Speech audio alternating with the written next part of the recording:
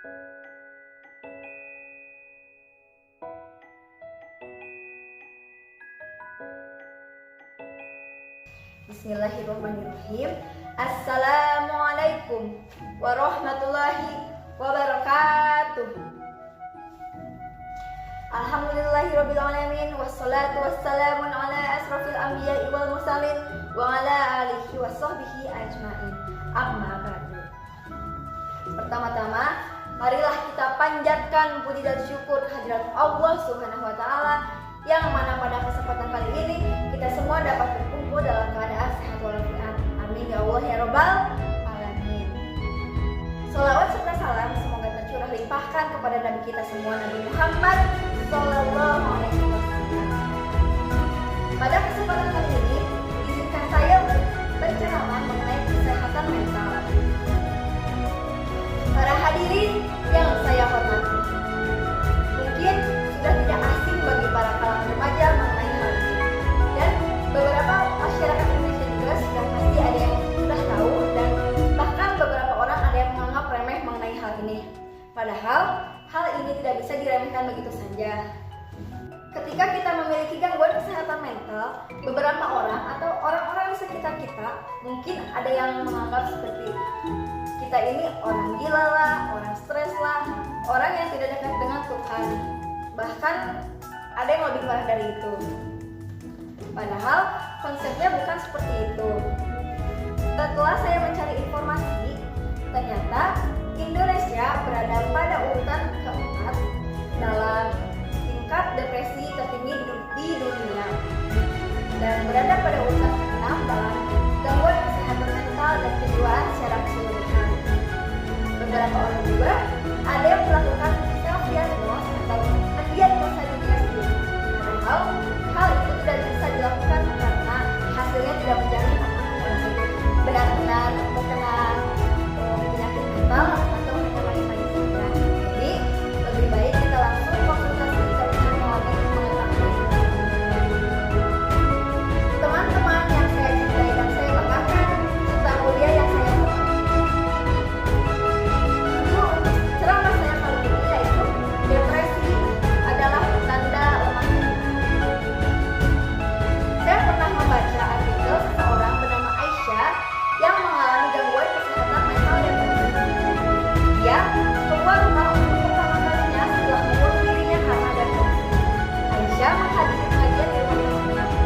Penceramah tiba-tiba mengejar bahwa depresi itu pertanda lemah iman, yang membuat Aisyah berpikir dan bertanya-tanya apakah imannya melemah sehingga dia menderita karena semua rasa sakit yang dia alami selama berminggu-minggu itu.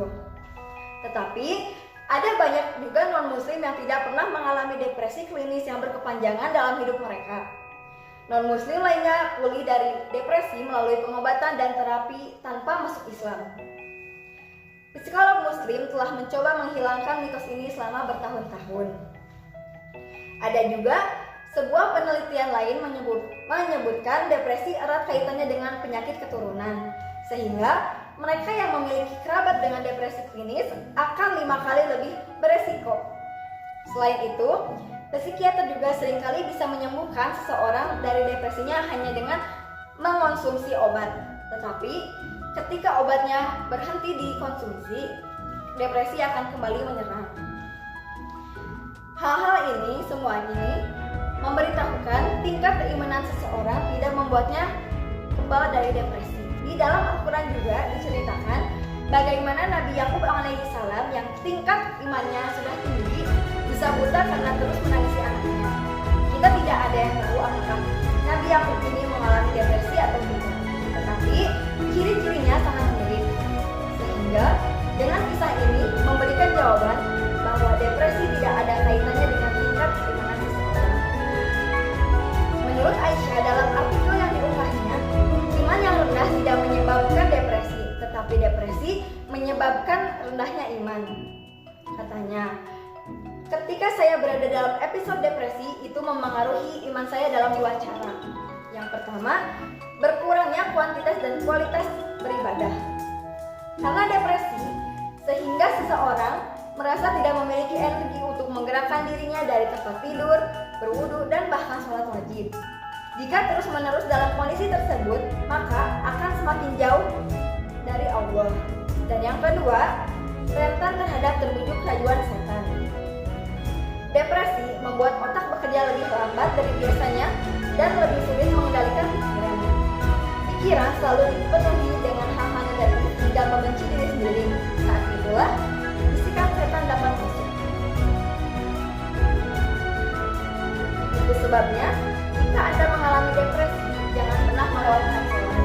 Tidak peduli seberapa berat rasanya dan sebanyak apa yang Anda bisa, carilah perlindungan dari setan, kata Aisyah. Selain itu, beriman kepada Allah dapat melindungi diri dari dua gejala depresi yang paling berbahaya, yakni keputusasaan dan menguasai hidup diri. Depresi bukanlah penyakit, tapi keputusasaan adalah penyakitnya. Jika Anda beriman kepada Allah dan hari akhir, tidak peduli seberapa panjang atau keruh terowongan itu, Anda masih akan melihat secercah cahaya muncul di ujungnya, dan itu akan memberi Anda kekuatan untuk bertahan. Nabi Muhammad SAW bersabda, "Dia yang melakukan bunuh diri dengan mencekik akan terus mencekik dirinya sendiri selamanya di akhirat." Semuanya bermuara pada satu pertanyaan: apakah kamu mencintai Allah? Jika iya, jangan takut. Mungkin depresi Anda sebenarnya mengangkat Anda ke tingkat keimanan yang lebih tinggi. Allah akan menarik Anda keluar dari jurang maut dan membuat Anda berkembang sekali lagi, insya Allah. Sebelum saya tutup ceramah ini, ada sedikit tips dari saya, yaitu cara berkomunikasi dengan orang yang memiliki gangguan mental. Yang pertama, pahami gangguan yang dimilikinya. Yang kedua, ingatkan jika kita bersedia selalu hadir di sisinya.